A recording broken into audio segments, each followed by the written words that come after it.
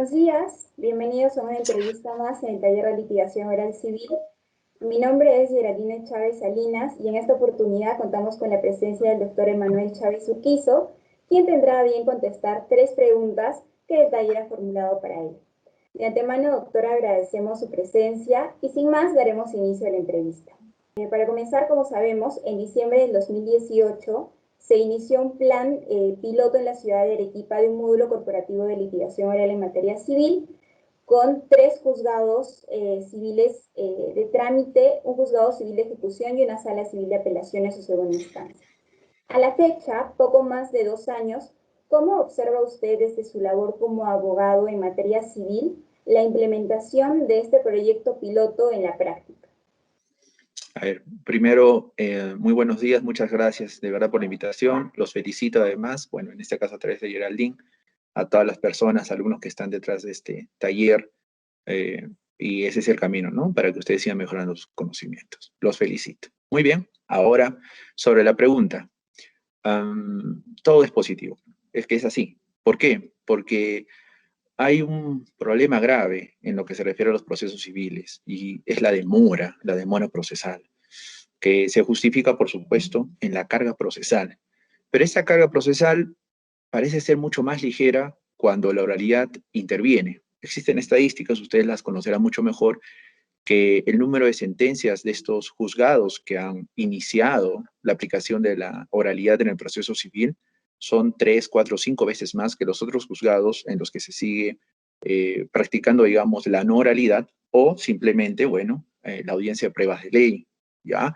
Entonces, de por sí se parte con la idea, por lo menos desde mi punto de vista, que el cambio a la oralidad es positivo. O sea, de ahí partimos. O sea, es positivo, ¿por qué? Porque las cosas no estaban bien. Entonces, si no estaban bien, algún cambio debería haber.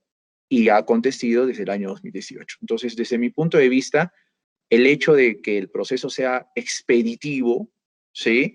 Y sobre todo, por ejemplo, en casos, más de una vez lo mencionan en conferencias sobre este tema, en casos, por ejemplo, de procesos sumarísimos relacionados al desalojo, ¿sí?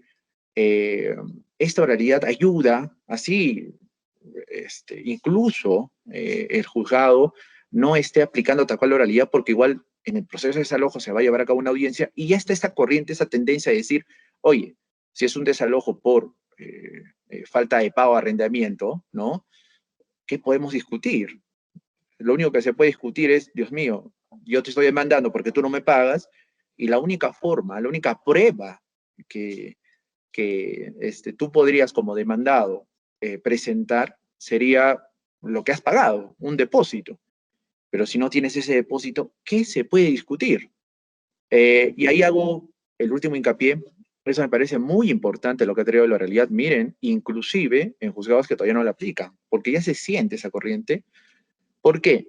En estos procesos de desalojo, que son los más que se han solucionado con celeridad a raíz de la oralidad y la corriente de la oralidad que consigo, digamos, en un muy buen sentido, obliga a los magistrados a resolver rápido casos que de verdad la discusión probatoria es pues básica, ¿no? ¿Ya? Pero sí es importante porque muchas veces, lamentablemente, el abogado de la parte contraria suele interponer recursos o justificar en sus escritos improcedencias. ¿Improcedencias por qué? Porque al momento de conciliar no se puso una palabra, no se puso una tilde, realmente, perdón la expresión, leguleyadas. Y ya con esta oralidad se tiene que buscar, lógico, se tiene que buscar la solución del proceso ahí, en ese momento. A ver, señor, usted dice, pero no, pero faltó una palabra. En resumen, en concreto, señor, lo están demandando. ¿Por qué? Porque su cliente no ha pagado la renta hace 10 meses. Acá el único medio probatorio posible es tal cual que usted demuestre que ha pagado. ¿Puede demostrar o no puede demostrar? No, listo. Y ahí mismo se debería sentenciar. Y entiendo además que así se estaba haciendo en estos juzgados, en estos procesos. Entonces, para mí es positivo, señorita Geraldine. Muchas gracias, doctor. Y qué importante lo que nos menciona desde su experiencia. Y bueno, siguiendo la línea de la entrevista y entrando a hablar un poco más sobre la norma adjetiva, como sabemos, el juicio civil se tramita bajo lo que se encuentra establecido en el Código Procesal Civil del 93. Sin embargo, a lo largo de los años se han introducido ciertas modificaciones que han impactado sustancialmente en la tramitación de los juicios civiles, ¿no? Entre ellas, la supresión de algunas audiencias, lo que ha convertido el proceso que inicialmente se pensó como un proceso oral en un proceso pues escrito, ¿no? El retorno, en todo caso, a la oralidad esconde para algunos, ciertamente, cierto temor, ¿no?, de incurrir en los desaciertos del pasado que llevaron al fracaso y, bueno, eventual transformación del modelo procesal al que actualmente tenemos, ¿no?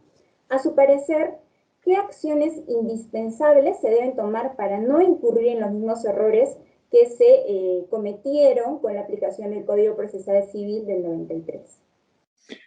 A ver, yo cuando salió la oralidad, digamos, personalmente, ¿no? Analicé mucho esto, es positivo, no es positivo al final, por supuesto que sí, pero cuán necesario era que los jueces, en realidad los magistrados, tenían que ponerse las pilas y analizar los casos, ¿no? Para resolverlos.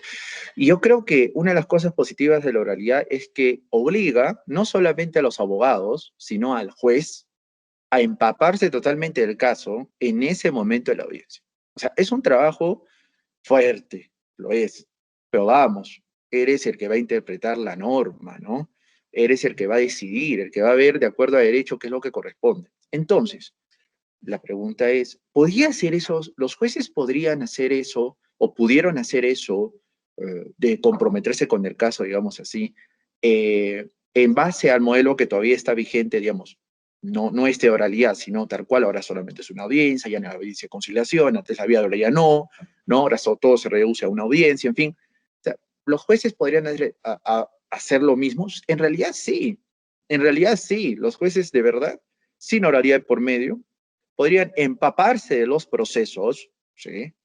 Y ya está. Y en civil la cuestión versa sobre los documentos sobre todo, no en todos los casos, tal vez algunas excepciones son los procesos de familia, pero igual, ¿no? Familia se puede entender incluso como una rama propia, pero vamos, en civil, que es patrimonial, el típico derecho patrimonial, el típico derecho sobre los bienes, el típico derecho sobre las obligaciones, o sea, los documentos son los que mandan.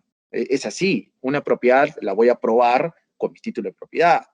Puede ser un documento, una compraventa, puede ser una sucesión intestada, pero vamos, es un título. O sea, yo tengo un documento y en ese documento indican que yo soy el dueño. Entonces, en realidad, la realidad que indicaba que los jueces podrían hacer ello, analizar los documentos y resolver, pero no lo estaban haciendo. Y eso es muy bueno en la oralidad, lógico, Geraldine. Eso es bueno, o sea, podían hacerlo. Es más, siempre uno conoce muy buenos jueces, ¿no? De la práctica, tal cual, ¿no? Yo por lo menos todas las experiencias que he tenido en el PJ han sido relativamente felices, ¿no? Pero, y yo veía cómo estos magistrados siempre han hecho muy bien su labor, pero entiendo que habrá otra cantidad de magistrados que no lo estaban haciendo. ¿Y qué es lo que permite esta oralidad? Muy interesante. Obliga, allá. Mira, podías hacerlo, pero ahora con la oralidad estás obligado. ¿A qué? Sí o sí tienes que estar empapado en esta audiencia preliminar, que entiendo que es la primera, y después en la propia de pruebas o probatoria. O sea, tienes que estar empapado del caso para en ese momento, incluso después de la de pruebas, ¿no? O probatoria, resolver. En realidad, los abogados, y me parece muy interesante el modelo además, porque no se trata de repetir, de leer la demanda ni la contestación. Y es que en realidad, y en realidad te diré, que eso se hace cuando oralizas ante el magistrado. O sea, en primera instancia tú puedes solicitar, sin audiencia preliminar de por medio, una entrevista con el juez. En realidad, digamos, como una mini audiencia. O sea, puedes solicitar el uso de la palabra, le corren traslado a la otra parte, y la otra parte, si quiere, también participa, de verdad, en primera instancia, ¿ya? Y en segunda instancia, en hablar, las vistas de las causas. Entonces, desde ahí, eh, tanto en las experiencias de primera instancia como en vista de las causas, tú no puedes ir a leer el expediente, porque el juez, el magistrado, va a decir, ¿qué me está contando si ya está todo acá? ¿Para qué ha pedido hablar conmigo? ¿Para qué pido realizar la vista de la causa? Entonces, eso que algunos hacíamos, incluyo, la verdad, ahora se ve materializado como una regla en la oralidad. Entonces, yo voy, me paro, señor juez, mi demanda es tal, los hechos puntuales son tales, estos hechos puntuales los voy a demostrar con tales pruebas y así sostengo que mi pretensión debería ser declarada fundada. Ah, caramba. Entonces el magistrado le ahorras un montón de tiempo porque le precisas los puntos, lo motivas a resolver, que para él también es bueno, ¿sí?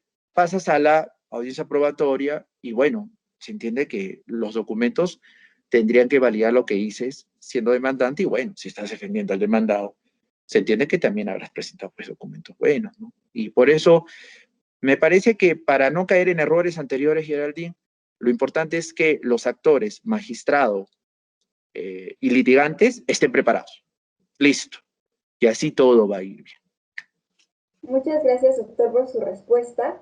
Y para finalizar, la tercera pregunta tiene que ver un poco con esta novedad de la implementación del modelo de la oralidad, el cual implica por sí mismo una serie de retos para todos aquellos que intervienen en la administración de justicia.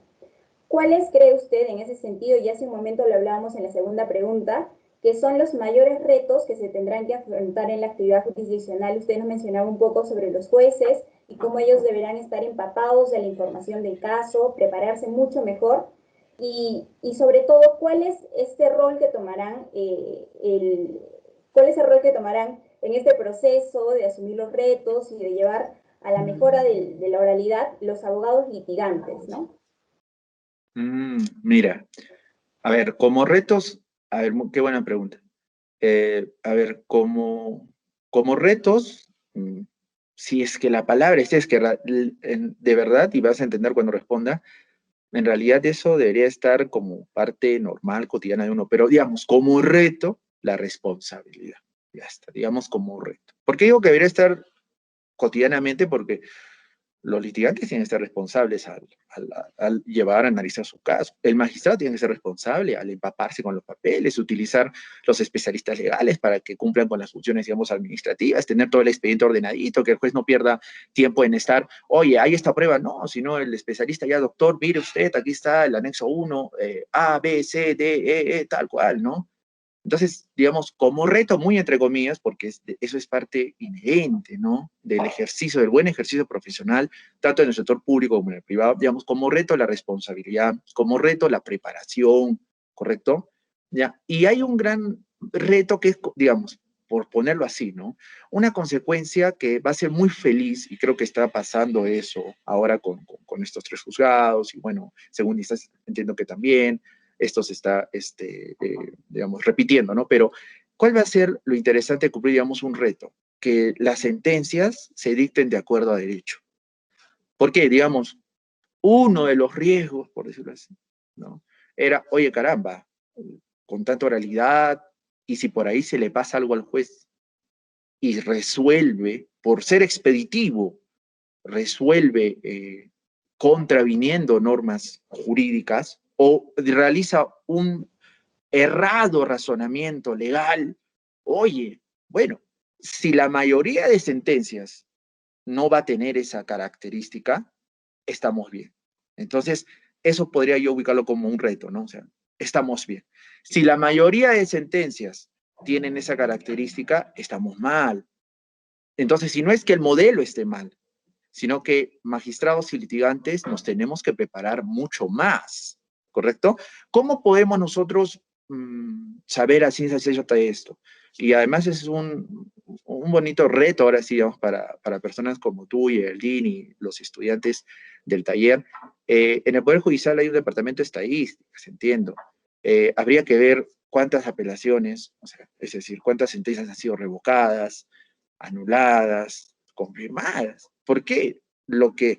Si un juez de primera instancia te dice fundado, lo normal es que en la segunda instancia te digan confirmado. Claro, claro. Lo excepcional es, hoy se equivocó. Entonces, si se equivocó, se le pasó una actuación probatoria, nulidad, ¿no? Habría que ver la estadística. Eso, digamos, como un reto o como retos puntuales entre personas. Hay más, pero bueno, por citar algunos. Pero ¿sabes qué también? Yo veo un reto, digamos, exclusivo de los litigantes, que es lo relacionado con la ética profesional. Te voy a decir por qué. Porque antes podíamos presentar, digo podíamos, porque soy abogado, ¿no? Yo, de verdad que nunca, ¿no? O sea, no sé si hace años, ojalá que no, pero no recuerdo alguna vez que haya hecho esto. Es decir, ya, una demanda en un día, ¡pum! Ya. Y ya en mi mente estaba ya, pues entró la demanda y ya tendré todo el proceso para corregirla.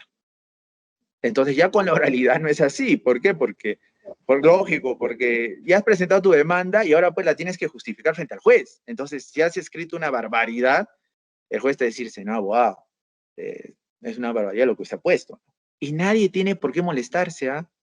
Porque algo que aprendí muy bien de mi universidad tal cual, la católica, fue que nuestra profesión, su futura profesión, Geraldine Jóvenes, no es de resultados, es de medios.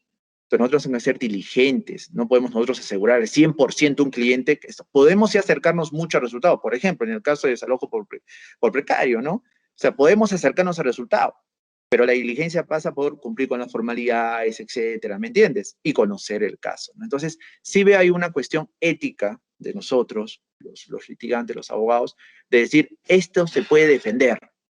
Y como se puede defender, wow, mi audiencia preliminar va a ser lo máximo. Y me voy feliz a mi casa. Pero si yo presento cualquier cosa, voy a estar comiéndome los dientes, ¿no? Cuando llegue la audiencia preliminar, ay, Dios mío, y ahora, qué vergüenza, ¿qué voy a decir? Entonces, yo sí lo veo como una cuestión también ética respecto de los abogados, Yera.